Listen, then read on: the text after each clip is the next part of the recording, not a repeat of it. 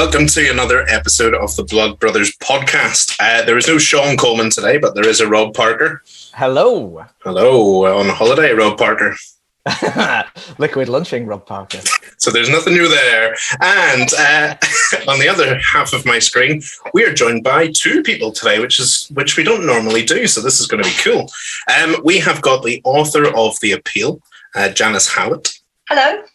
And we have got her publisher, which is an exciting thing, because usually we let the authors talk nonsense about their publisher and then cut it all. So they can't do that today. We've got Miranda Jewess from Viper Books. Hello. Hello. The Appeal is doing the rounds at the minute. Everyone is absolutely loving it. So to start off, please, can you tell us a little bit about it? Me? Yes. Yeah. You wrote it. let me think back to it. The Appeal.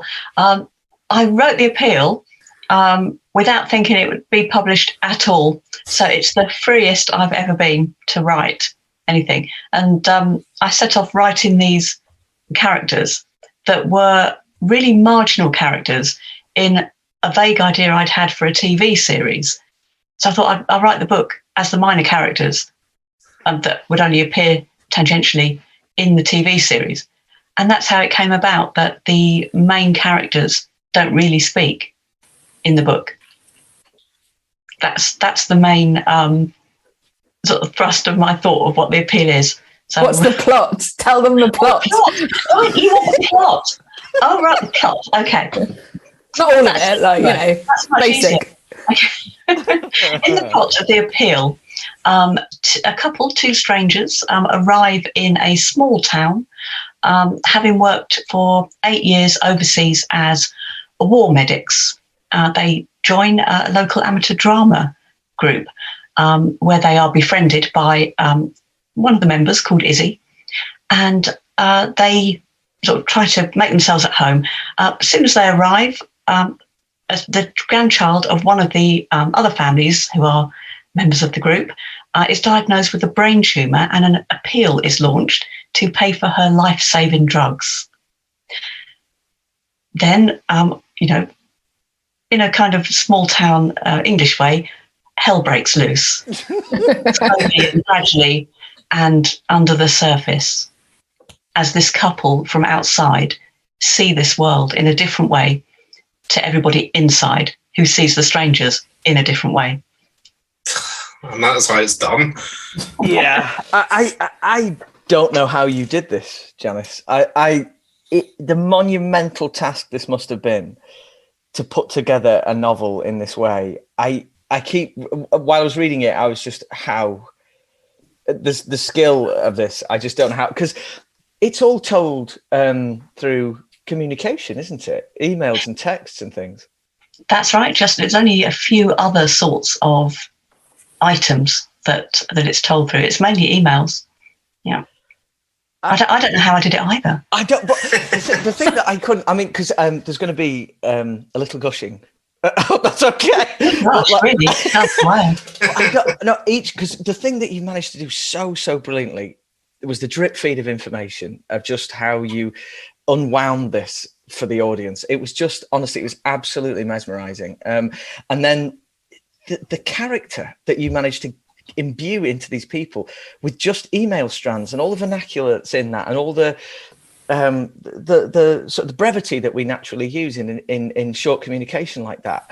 How much, and each email had its own voice per character. I just don't know how you did it. It was just, I feel like, I'm at a Vegas show and the lights have gone up and I want to say to Siegfried and Roy, how did you do it? Oh no, I don't know whether I can say them. They both sadly perished, I think. But how did you do this? I don't know. I think because I came from playwriting and screenwriting, where dialogue is such a strong indicator of character, I must have transferred those skills onto the page. And that's how I did it. I remember taking a lot of care, noticing how characters addressed other individual characters. They said hello and goodbye to each individual character differently. So I checked a lot all the way through how that was happening. I think that must be it. And I've been sending emails since I got emails on my computer, and it must have been late 90s. I suppose I must have just picked up a lot from what people write to me. It's amazing. And the characters, you talked about just then how they sign off and things like that. And it almost got to the point where I didn't have to look at who was sending the email, because reading it, you knew from their words, and you only had to check who they were sending it to. And it was really, really cool.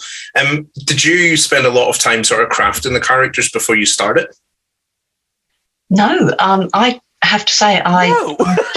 No, Sorry, it's really annoying, isn't it? I have to say I shut down my Final Draft, that's script writing software, opened up Word. This is the day I decided to write a novel. And I wrote the date at the top and started.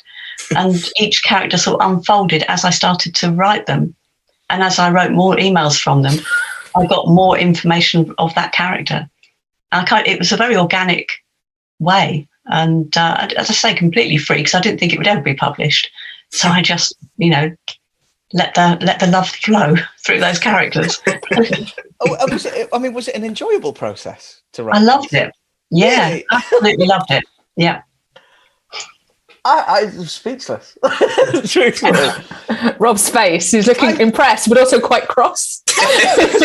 I'm thinking you are one of those blisteringly talented, infuriating people, aren't you, Janice? I find this so sorry. easy.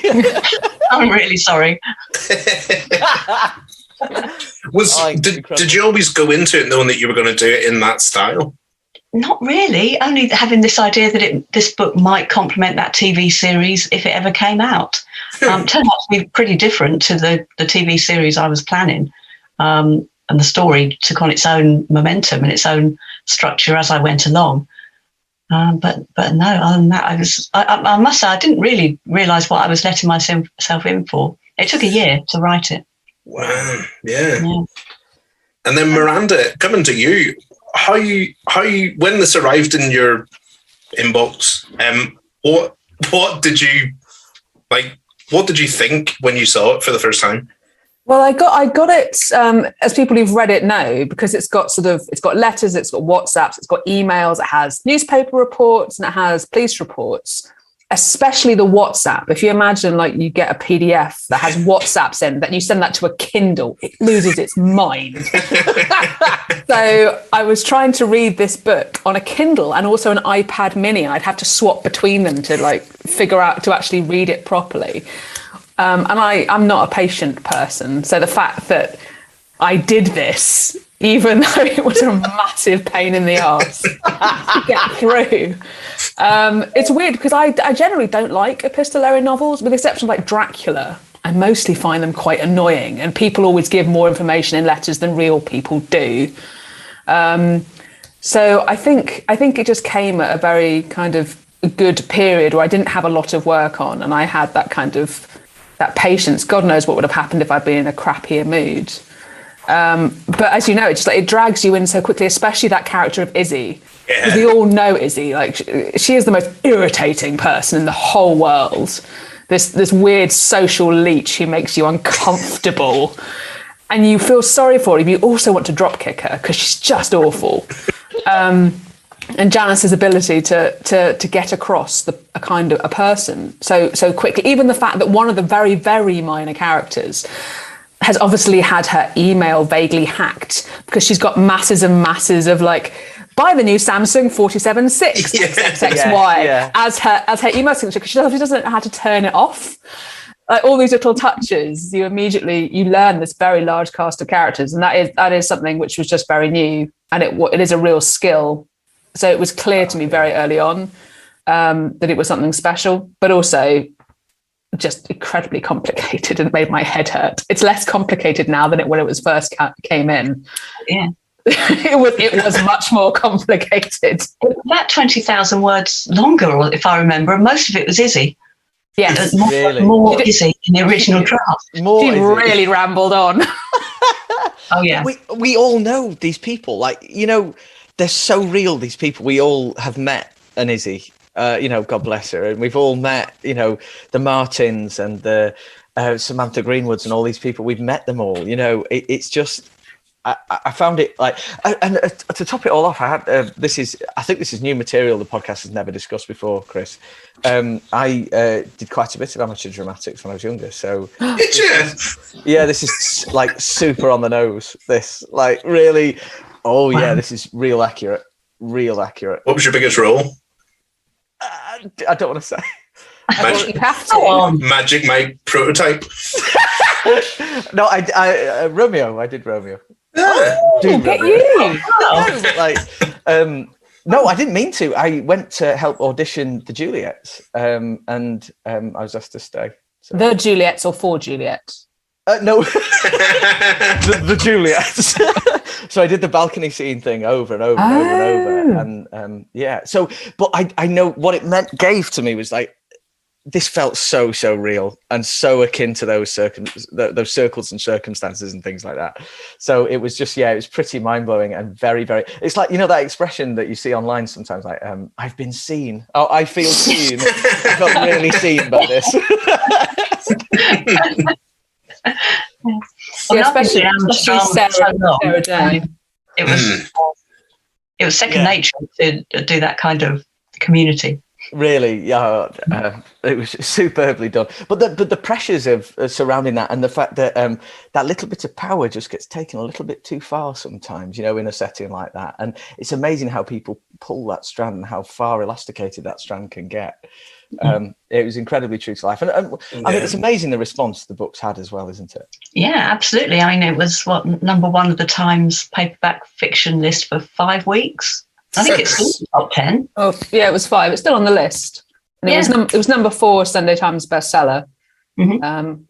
Now we have a lot to thank Waterstones for picking it as thriller of the month. Yeah, quite God right. Bless them. Yeah, quite right too. I mean, there are so many questions I've got about this. I don't even know really where to begin. But how long ago was this when Miranda, yourself, when this arrived on your desk? How long ago was that? Oh, it would have been 2019, I reckon. She says, looking at the email. Actually looking at the email from Janice's agent. Aha. It first came in on the 29th of July, 2019. Wow. So there we go. 2 years. Yeah, and it was hardback January this year, wasn't it? Yes. Is that right? Yeah. Hardback January 21 and then paperback July. Awesome. And because a lot of our listeners really like the road to publication story and how, the details of how things get done. Because there's a lot of aspiring writers out there as well who love that story too. So, Janice, you mentioned your background was screenwriting. I mean, The Retreat, that was, can we talk about that very briefly? Because that feeds into your storytelling journey, I suppose.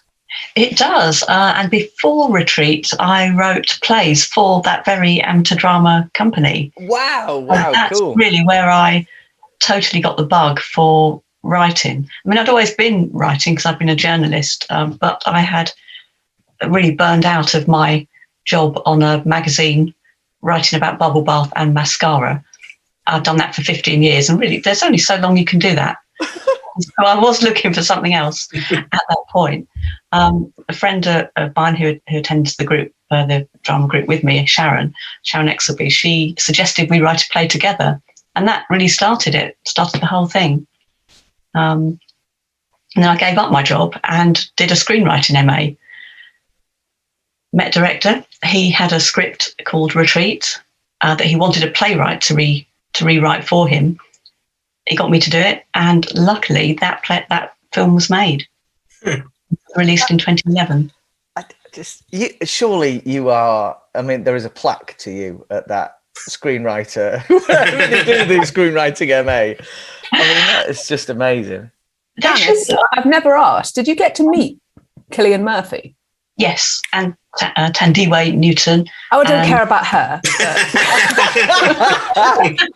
I've never asked. Yeah. Oh, Jamie Bell. Okay, yeah, that's interesting as well. Yeah, well, they're lovely. They're amazing. I'm sure they're lovely, but wow, Cillian Murphy though, particularly lovely. My goodness. Did you have much of a say in the film aside from writing, obviously, the screenplay? But were you on set? No, I didn't, because I was in a kind of not unique, but a more unusual situation that I was co-writing with the film's director. So he was really the boss, Carl. So he was directing and co-writing with me. So it's a different experience. I mean, if you watch Retreat, it's not, you wouldn't immediately think it was something I'd written if you then read The Appeal or saw any of my plays.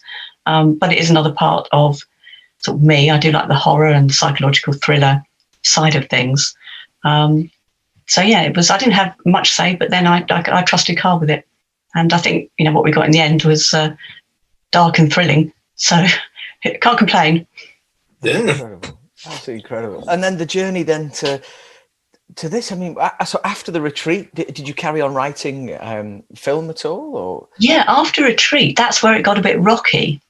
I continued working, co-writing with Carl on probably upwards of 50 ideas in the following sort of 7 or 8 years after that, and we couldn't get any of them made. I mean, there were differences and changes to the film industry in that time, and we just couldn't get anything else off the ground.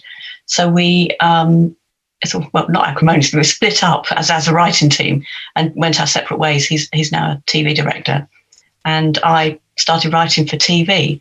But I was finding it extremely difficult to get anywhere with that, and by extremely difficult, I mean I got nowhere with that, and I was really quite at the end of my tether when I was selected as part of a writers' incubator scheme by the Triforce Creative Network, and they paired me up with Cameron Roach as a mentor. At the time, he was assistant director of drama at Sky, and so my first meeting with him, I said, while surreptitiously trying to get my ideas across to him, thinking he might commission something, I did also say, what should I do to get my ideas out there? And he said, write a novel.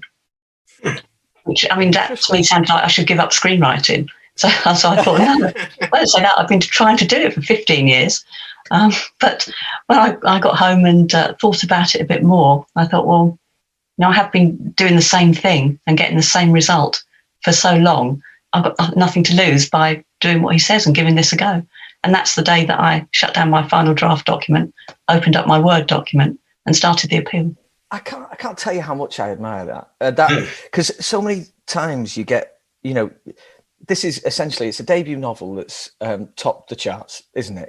And you see that from time to time, and people automatically assume overnight success and it's been handed on a plate or something like that, but they don't see this is a story of stickability. This is a story of being a storyteller, wanting to get a story out there. I just can't tell you how much I respect that story. It's amazing. And I think it's a lesson I think it's a lesson to everyone who listens to us.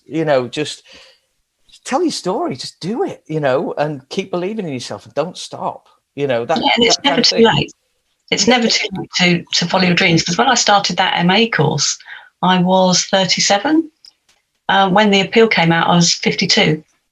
So, it's never too late. And I don't feel old, by the way, but that's just for anyone who thinks that, anyone 40 thinks they're too old, or anyone of 50 thinks they're too old. They're not. Exactly. You come into your prime as you get older. Love it. I just love it because there's so many people I think that take heart from hearing these stories, and we've been lucky enough to have so many chart-topping authors to chat to, and it's uniformly the same. It's never been handed on a plate. It's never just been an easy ride or anything like that. It's always the hard work behind the scene and years of the hard work. It's amazing. Sorry, I've gushed. I've gone again. I know we've already sort of spoken about how you wrote it, but it's still blowing my mind that you hadn't sort of planned it out. The actual doing it, was it literally I'll send this email and I'll see what comes of it, or had you thought ahead slightly? Because I suppose I think ahead slightly, but not to the end. I for the next few sort of episodes, I think of the episodes and then who could be emailing regarding that episode. But I find if I try and plan, I do try sometimes, but if I do that, it takes all the joy out of it. Because I like to think, well, this character pops up in front of me, or their voice rings out of nowhere, and I think, well, who are you? What's your name? And what do you look like? And how are you with other people? Are you confident? Are you shy? And I like to do the discovering and the evolving of the story that way, rather than plan everything out meticulously and be beholden to my plan. It's amazing. Yeah, it is. Just, and did you know where this was going, the appeal, as you were writing it? No. Like almost taking the earplugs and microphone out and going. Having said that, while writing it, it doesn't sort of come out as I wrote it. It doesn't come out as you read it, because I do back engineer things after when you get to the end, and I can see it as a whole. And I think, right, that's something else could happen here. And I would then go back and change things. Or even if I'm halfway through and I think, wow, it would be good to have this happen, but I need to have set it up before, I will then stop and go back and set it up in what I've already written. So there's a lot of back and forth and, back engineering, various plot points or character points. There's a lot of that going on. Well, hats off. Yeah, I just remembered something I wanted to tell you. I cannot tell you how many bookshops I've driven around where I am on holiday to try and grab a physical copy of the appeal. I can't tell you. They've all gone everywhere. Really? Seriously. Yeah, Wow. I've gone everywhere here, telling the kids, like, Daddy's going to go and buy nappies. None of them are in nappies anymore. but How is that possible? How is that possible? There is no. I have not been able to find a copy of the appeal in East Anglia. Wow. Yeah, I just can't get it anywhere. And 100% been to 7 or 8 places as well. That's weird. Well, Wow. we did just reprint Janice, so you never know. Yeah. Yeah, Awesome. I think that's the 4th or 5th now. Oh my God, it's so great. It's so great. Can I ask you as well about the cover for the paperback release? Absolutely love it. Super striking. And it's got that, it thematically twins with the book so well. I think so too. I think the hardback did too, that they each of them pick out different elements Yes, of yeah. the book and put them on the cover.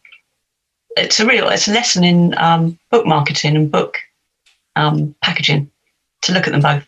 Yeah. Amazing. The second one we did intentionally we did do a version of the paperback of the hardback jacket for a paperback, and we kind of looked at it and it just didn't really work, because the hardback was just a bit too straight laced. And once you put that on a paperback, especially as at the time we were hoping, maybe we'll get it to some supermarkets. This was before Waterston's Thriller of the Month came out.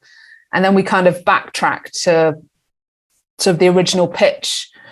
And my original pitch to sales reps, a year before, had been that it was basically like the Archers letter bomb the casual vacancy. So That's incredible. So we kind of took that archery small, because the hardback felt very sort of much more the legal end. And we thought, let's, for a more kind of intimate paperback, let's go for that more casual vacancy, Archers, small town, Amdram, sleepy English. It's almost a village where it's set. So it's so small. So we decided to go something that was a bit more, I don't think the book is cozy. I don't think it's, because I think of cozy crime as involving cats, but I do think it's bloodless. I think of it as bloodless, brainy crime. So we wanted something that got that vibe across. And then once Waterstone started making noises, we sent them a lot, probably 20, 30 different approaches, all in that kind of vein. And they helped us whittle it down to the one that we ended up with. So it was it's one of those things. If a retailer wants to weigh in, you absolutely listen to them. Yeah. Yes, yeah, 100%. That's very interesting you say that it's not a cozy, because I didn't feel like a cozy remotely to me in any way. I think in delivery, in terms of the prose or lack of prose, I suppose. Would you say this is, I'm not formally trained in any of this stuff, so I'm probably talking absolute rot, but there's no prose really, is there? There isn't, is there? No, it's all dialogue, basically. Exactly. So it's like, you can't say it's a cozy or a traditional cozy novel or anything like that, because it really, really isn't in any way at all.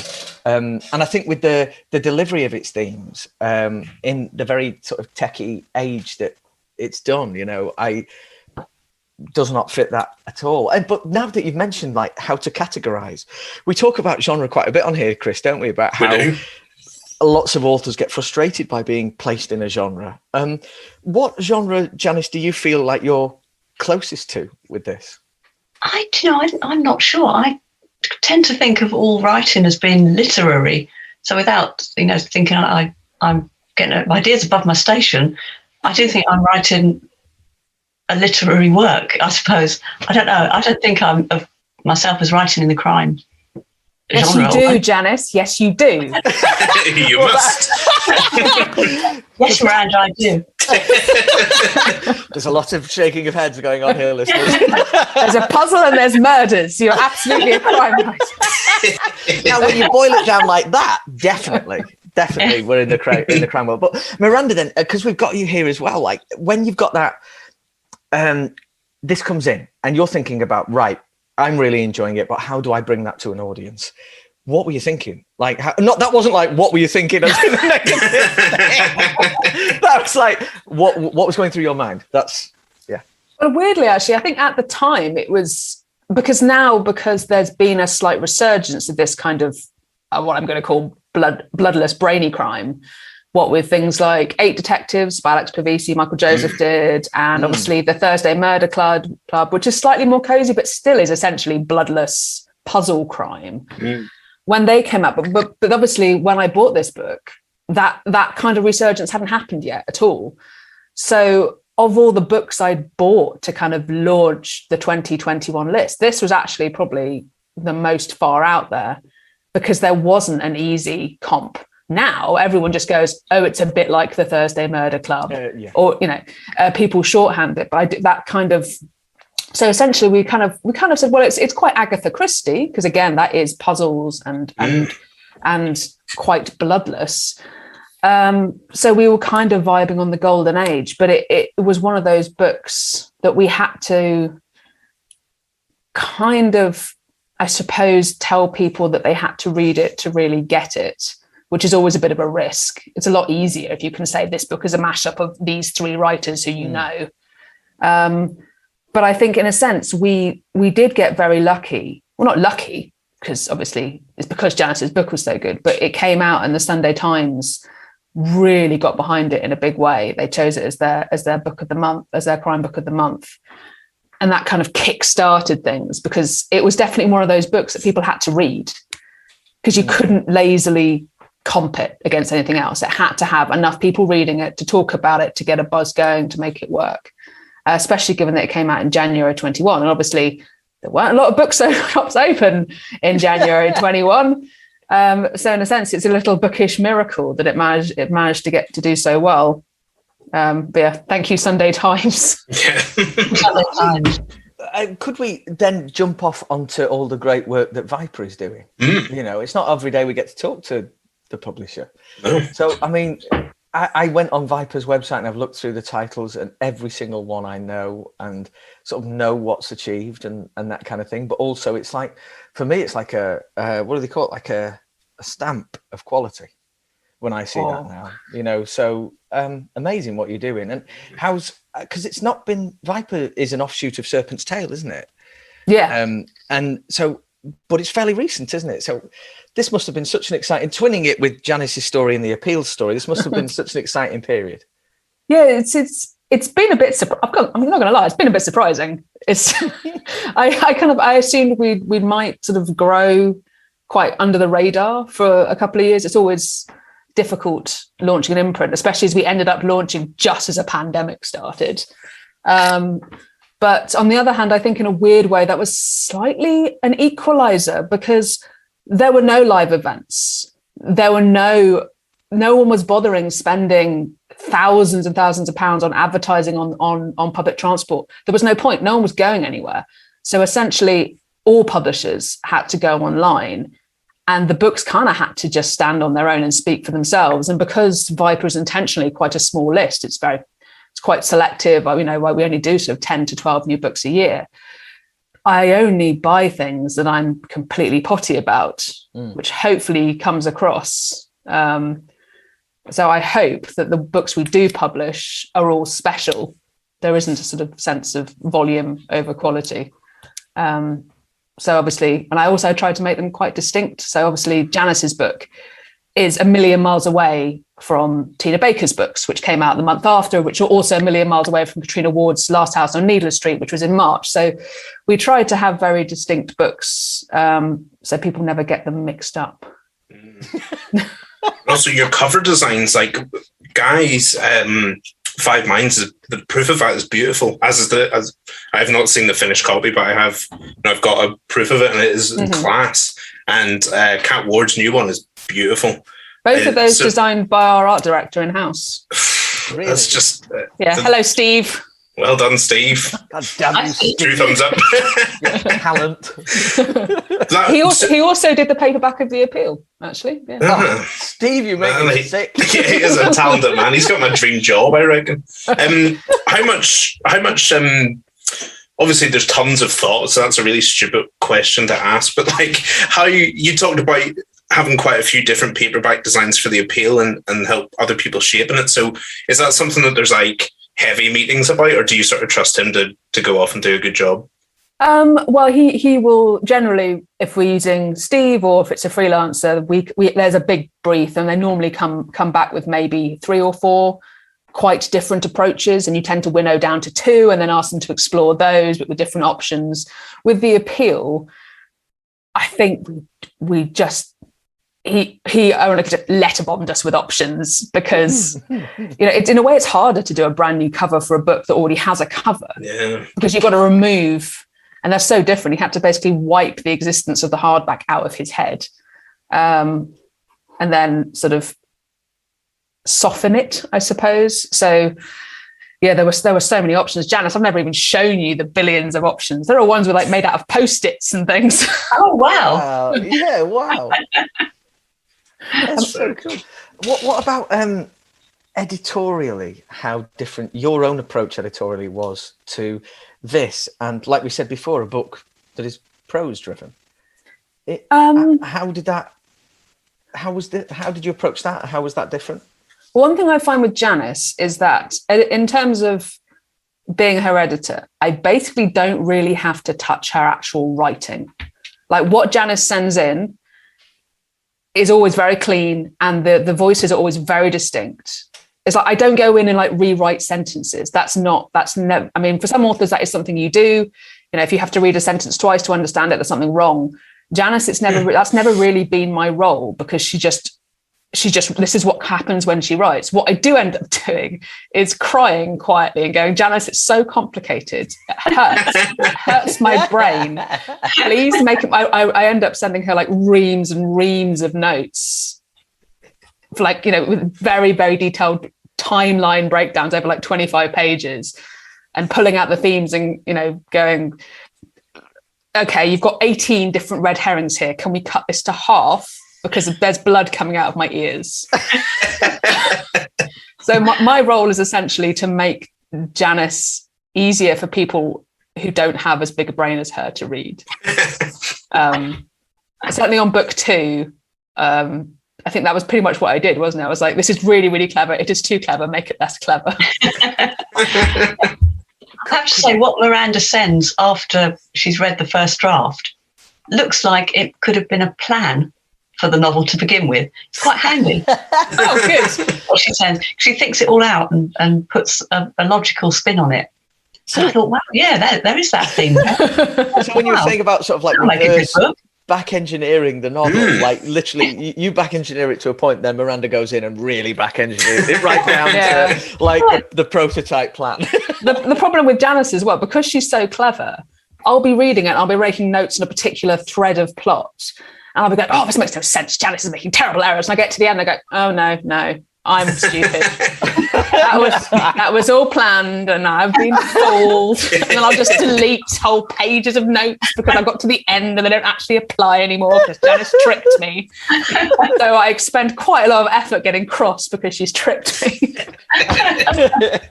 And you've touched briefly there on book 2. So can you tell us anything about it? We tell you a little bit. I mean, we can tell you it's called the Twyford Code.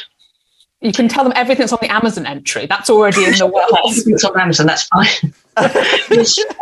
Shall I give you a little breakdown of the praise? Yes, please. Yes, right. The Twyford Code. It's about a former prisoner who, on his release and at the suggestion of his probation officer, sets out to discover what happened to his teacher at school. He went on a school trip from which his teacher didn't return, and it's something that's haunted him. And now he's going straight. He needs to fill his time. His probation officer says, look into this and find out once and for all what happened. And so he does. Man, sounds great. You can't leave it like that. You've left out the whole reason it's called the Twyford Code, Janice. Should we talk about the code? There's a bit more. Don't worry, hold your horses, there's more. Yeah, it's he investigates, that he goes back to his past, he visits his old school friends, find out what their take was on the events of that day. And he discovers that his teacher had become obsessed with a children's author who wrote very young children's novels. And she believed that the novelist put hidden clues in her books for children that referred to something huge. And she became obsessed with that. And that was why she disappeared. Wow. So he looks into that himself and tries to discover what happened. I'm going finding out when I can get this. Yeah. I'll send it on Friday. Oh man, thank you. When the proofs should be there on Friday. I'll send you both a copy. Thank you so much. So much, Miranda. Sorry, I'm just gonna for the for the listeners, 13th of January 2022. There you go. Oh, thank you, Rob. Wow. You can pre-order now. Yeah, go and pre-order right now. And how does it look? Like, is it? Are you like? Does it look like a? Not a book. That's another stupid thing to say. Does it? Yeah. Is there writing and words in it? Does it? Is it written as a normal book, or is it written in something funky like The Appeal? No, I mean it's not an epistolary novel, but nor is it normal. Hey, you're very cagey. Yeah. This is so good. I don't know. And again, this is just, you are one of those people, aren't you, Janice? Where this is just like, you can reinvent the wheel at will. God damn. It's amazing. I've asked Janice whether she'd ever write a prose novel, and you kind of went, I don't know. I like the novelty. I'd maybe give it a go. It would be a challenge. I would say the Twyford Code is more prosy than... because you've got a character who is really describing events, so there is more kind of a narrative prose style to it, but also it's a funky format as well. Not quite as funky, but still quite funky. And what authors, Janice, do you look like up to, or who are you inspired by? Oh, that's a tricky one because my reading is way behind everybody else's. So the authors I look up to are kind of ones I read a long time ago. I'm really behind on my modern crime authors. No, I think the oldies are the goodies. I don't think I'm going to gamble with Miranda that you might not get time to read at all, Miranda, possibly for yourself. And it's also quite hard when you're writing to read, because other people's rhythms and other people's phraseology kind of worm their way into your head. Yeah. And I never want that to happen. So I don't spend an awful lot of time each day reading when I have to spend so much time each day writing. But who do I you wish I like? could read more. Who do you like, Janice? Who do you like to read? There's no wrong answer at all. It's I like to read what... I've got so many books. Let me just... I know, I was going to say, there are bookshelves there, so there's quite a bit to go. But I like to know what people I admire are reading, or what they informed them, you know what I mean? Yeah. I like Kate Atkinson.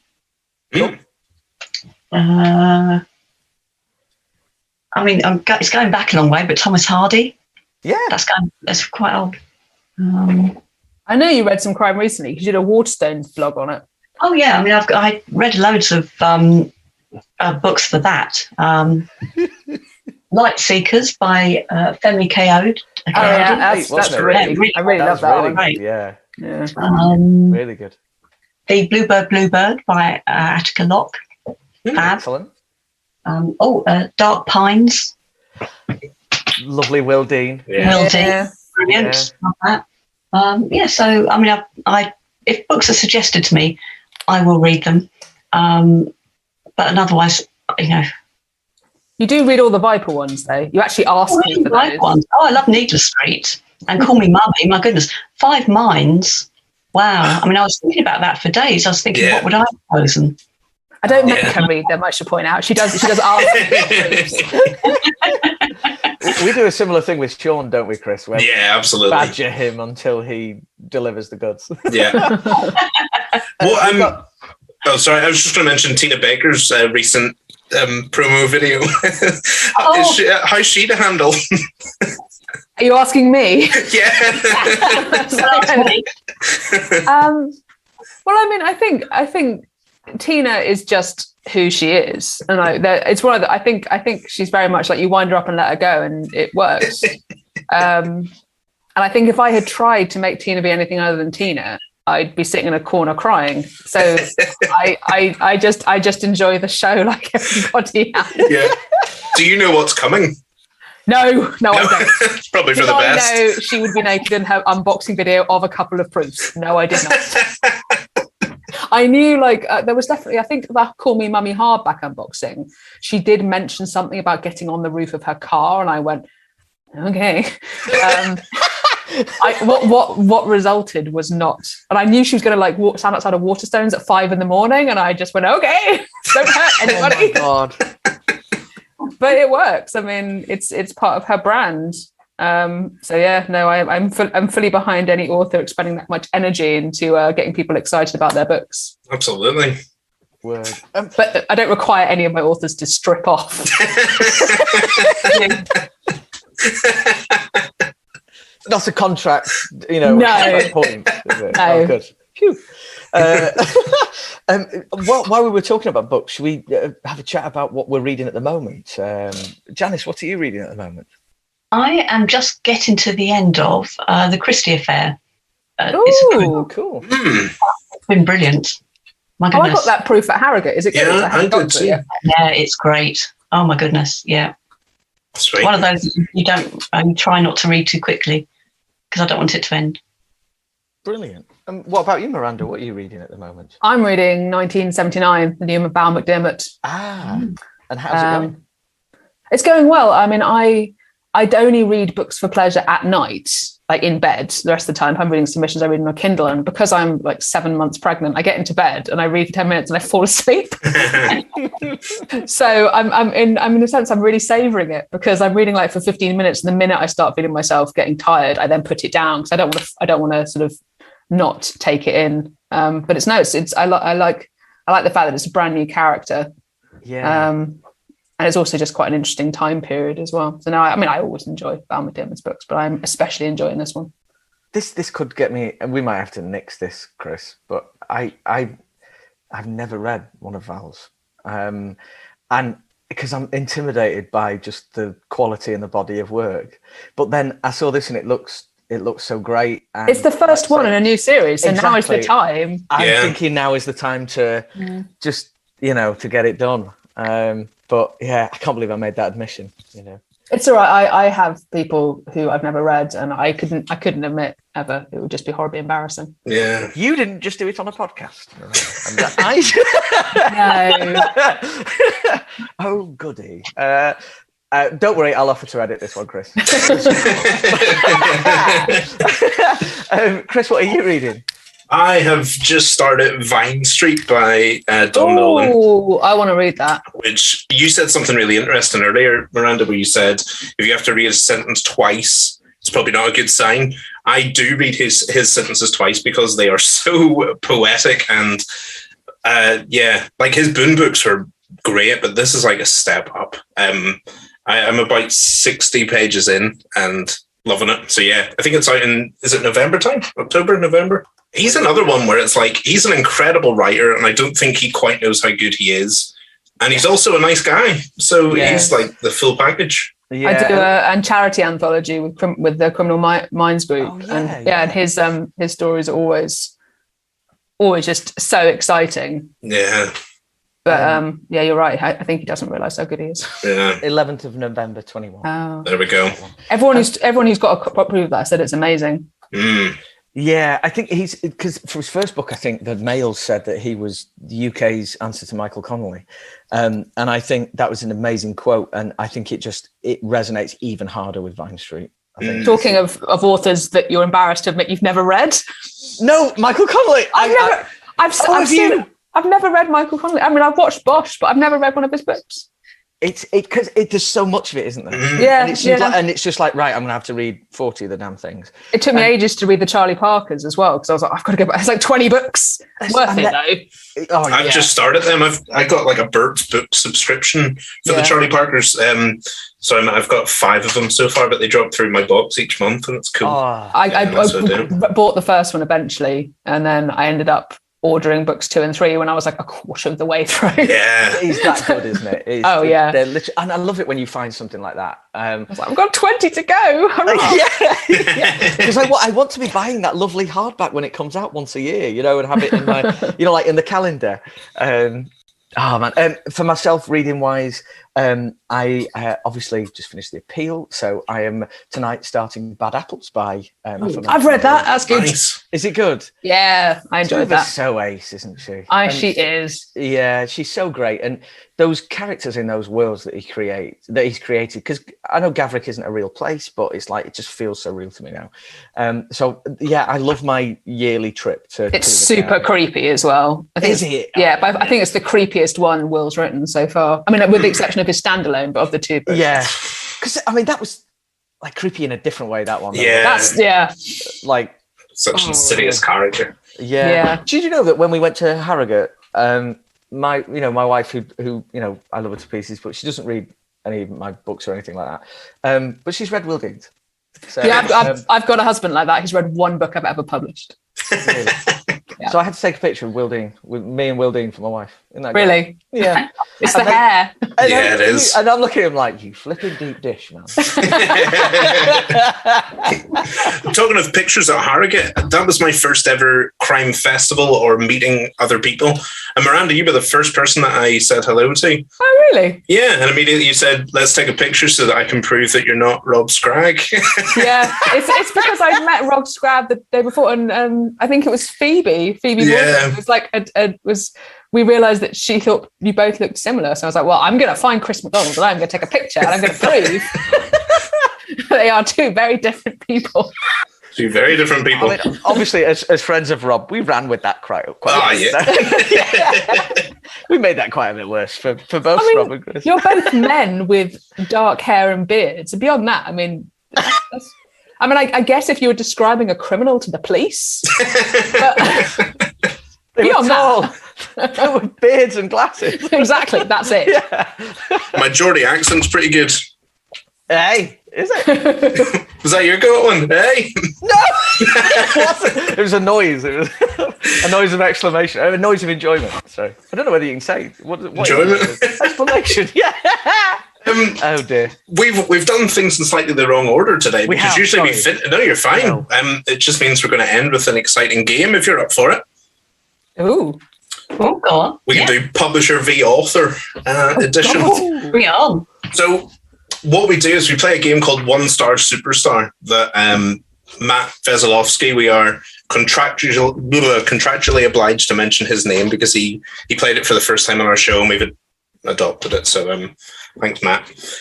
But it's pretty much he found one of our books 1-star review and then looked at what else that person had reviewed. And then you have to guess whether it's 1-star or 5-star. Right. So I'm going to tell you the item, and then you just need to think, have they given it 1-star or 5-star? So the first item is a non-slip, slow feeder small bowl. So it's like a dog bowl with a little like sort of cone thing over it to stop the dog from snaffling all the food straight away. 1-star or 5-star? This is someone who gave you a 1-star Amazon review. This is someone who gave Janice a 1-star. Oh, right. Just thinking if you killed... How both their faces changed.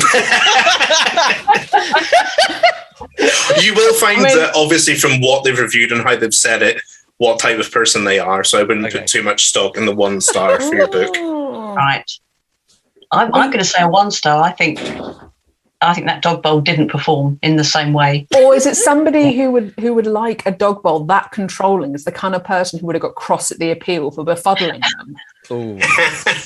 I do find a lot of people who don't get the appeal is because like, this confused me. This not book work like normal book.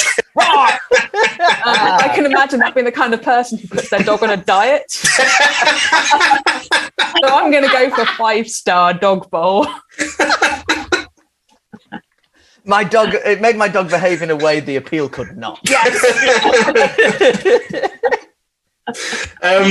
Janice takes the point for this one. It's a 1 star. My logic was better. Yeah, it was. She said, he or she, I don't know. Our dog has always gulped his food, so we have to use a slow feeder bowl for some time. His previous one was earthenware, but he chews the bowl when he's finished his food and had managed to get some of the glaze off it. So we thought we would try this metal one. Unfortunately, it doesn't slow him down at all. Good. Oh my goodness! Yeah, so they are a control freak, aren't they? Yeah, basically, yeah. Like, and then this product. Enjoy your meal, dog. How dare you want to eat? You're just like that book I read. You disgrace. You're confusing. I don't like it.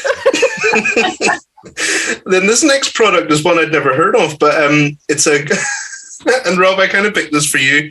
I'm already crying. It's a coccyx cushion. A coccyx cushion. It's a butt pillow. A butt pillow, yeah. So yeah, it's for memory foam 1 for sciatica, tailbone, and hip pain. So 1 star or 5 star. I can see why they gave your book 1 star. If you've got sciatica pain, you have no patience. That explains a lot. Is this the same person as the dog bowl person? Yeah. The same person. Okay. Wow, that poor dog never gets walked either. I reckon it's 5 stars. I reckon they really like their butt pillow. Okay. I'm going to go for 1 star because I think this person is just someone who gives everything 1 star. Oh. Okay. It is a 5 star. Wow. So well done. It's a draw. Nothing else. Their butt is comfy. Well, you'd think, but listen to the review. I've not had the chance to test this out yet, but I think it will help with pain when driving. Oh my God, they're one of those people. 5 star, yeah. They're one of those people who like, I hated this book. It arrived damaged. Yeah. 1 star. Yeah. Or that, because I reckon there are a few where it's like, you get the email where it says like, what do you think of this? And obviously if you've not had the thing, you ignore the email, but they've obviously gone, well, Amazon want to know, so 5 star even though I've not had it yet. So yeah, that's who you're up against. Wow. Oh dear. Just before we go, what is next for you both? Janice, what's next for you? Oh, well, I'm writing book 3 at the moment. Anything you can tell us? Yes, there is.